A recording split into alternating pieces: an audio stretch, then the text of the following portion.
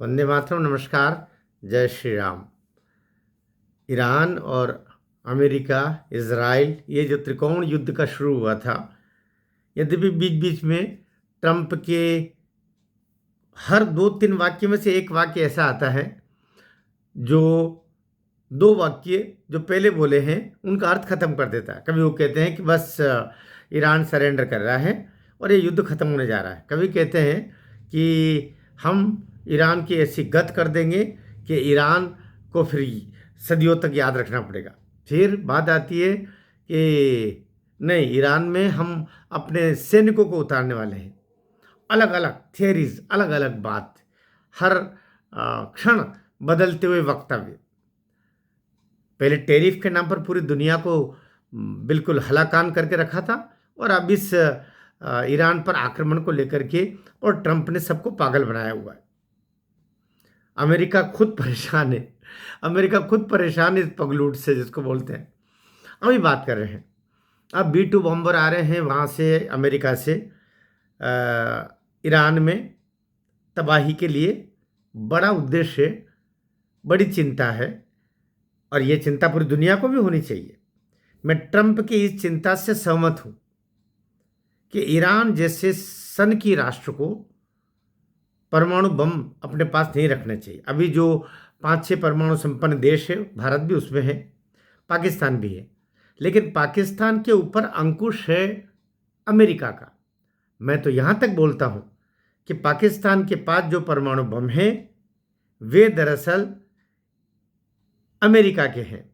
America ने जिस तरीके से एक बेस पॉइंट अलग अलग जगहों पर बनाए हुए हैं अपने हथियारों के लिए, परमाणु बमों के को रखने के लिए प्रयोग करके भी उसने यहाँ पर एक अपना अड्डा बनाया हुआ है जहाँ परमाणु बम रखता है। केवल पाकिस्तान तो केयर टेकर है, मालिक इनका अमेरिका ही है। इसलिए अभी ऑपरेशन सिंदूर के दौरान जब किराना पहाड़ियों के ऊपर जाकर के भारत ने बम और मिसाइलें, ब्रह्मोस वगैरह दाग दी थी, तो गिड़गिड़ाया अमेरिका। पाकिस्तान के माध्यम से गिड़गिड़ाया, लेकिन बीच बचाव, दौर बार रोना, बे सब बिलखना, ये सब अमेरिका ने पहले किया और कहा भाई समझौता कर लो भाई। तो पाकिस्तान को बोला तू सरेंडर कर दे कैसे भी करके, और अभी भी बोल रहा है वो कि अगर अमेरिका बीच में नहीं आता तो पाकिस्तान के राष्ट्रपति, प्रधानमंत्री सब मारे जाते और वहाँ की 1.5-2 करोड़ जनता खत्म हो जाती पाकिस्तान की, भारत के हाथों।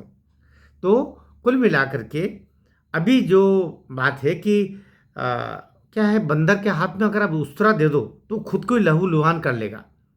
ईरान की अवस्था ऐसी है कि यदि इसको परमाणु शक्ति संपन्न बना दिया तो सबसे पहले तो वो इसराइल पर गिराएगा, बाद में खुद अतिरिक्त रहा तो खुद पे भी गिरा लेगा। आसपास के जो सुन्नी राष्ट्र है, इराक है, कुछ और राष्ट्र हैं जो सुन्नी राष्ट्र हैं, उन पर गिराएगा, क्योंकि वो चैन से नहीं बैठेगा। बंदर के हाथ में उस्तरे वाली बात है। इसलिए कहीं तो मैं ट्रंप की इस चिंता से सहमत हूं, और दुनिया के लोग भी सहमत हैं कि ईरान को परमाणु संपन्न राष्ट्र नहीं बनने देना चाहिए, और इसके लिए अमेरिका जो कर रहा है ठीक कर रहा है। इसराइल अपने अस्तित्व की लड़ाई लड़ रहा है। इसराइल ने कहा है कि इसको अगर इसने परमाणु बम बना लिया तो हमारे तो अस्तित्व पर संकट आ जाए। यद्यपि इसराइल भी परमाणु संपन्न है, लेकिन उसके पास में इतनी सामर्थ्य और इतना धैर्य तो है कि वो इस तरीके से तो नहीं गिराता। वो चाहता तो ईरान पे गिरा करके खेल खत्म कर दे।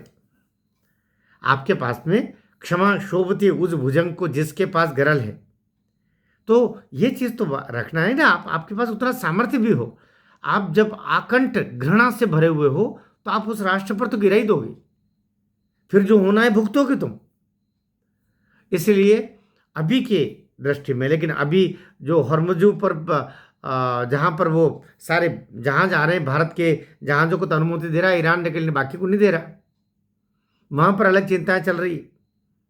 वो बोल रहा है कि मैं ऑयल की एक बूंद तक यूएस और इजराइल और जो यूएस का सपोर्ट कर रहे हैं उन देशों के जहाज़ों को यहाँ से निकलने नहीं दूंगा, ऐसा ईरान बोल रहा। तो वहाँ भी संकट है। लेकिन और फिर वो कहता है कि ये तभी मैं अनुमति दूंगा जब इसका बेस पॉइंट जो बना के रखे हैं अमेरिका के ईरान के आसपास के देशों में वो ख़त्म होने चाहिए, और साथ में हमारा जितना नुकसान हुआ उसकी भरपाई हो जाए। ये दोनों ही बातें असंभव है। ये दोनों ही मांगे ईरान की अमेरिका कभी नहीं मानेगा। तो फिर क्या होगा? तो फिर ये होगा कि अभी जो आयतुल्ला खुमैनी के मरने के बाद में उनका लड़का अभी सब देख रहा है, ये भी मारा जा सकता है। उसके बाद में ईरान में अमेरिकी और इजरायली सैनिकों का प्रवेश होगा, और ये जिन पहाड़ियों में नीचे ईरान अपने यूरेनियम को छिपाए हुए हैं और परमाणु बम बनाना चाहता है, वहाँ तक इजरायली और अमेरिकी सैनिक जाएंगे, और वो अपने कब्जे में लेने के बाद में वहाँ पर अपने किसी पिट्ठू को ईरान के राष्ट्रपति के रूप में बिठा देंगे, और ये युद्ध खत्म हो जाएगा। ये है भविष्य उसका। आपको भी भविष्य यही लगता है? तो आप नीचे कमेंट करिएगा। हो सकता मैं गलत बोल रहा हूँ, तो नीचे मेरा खंडन भी कीजिएगा, लेकिन टिप्पणी ज़रूर कीजिएगा, और चैनल पर नए हैं तो सब्सक्राइब अवश्य कीजिएगा। मैं प्रार्थना करता हूँ। भारत माता की जय।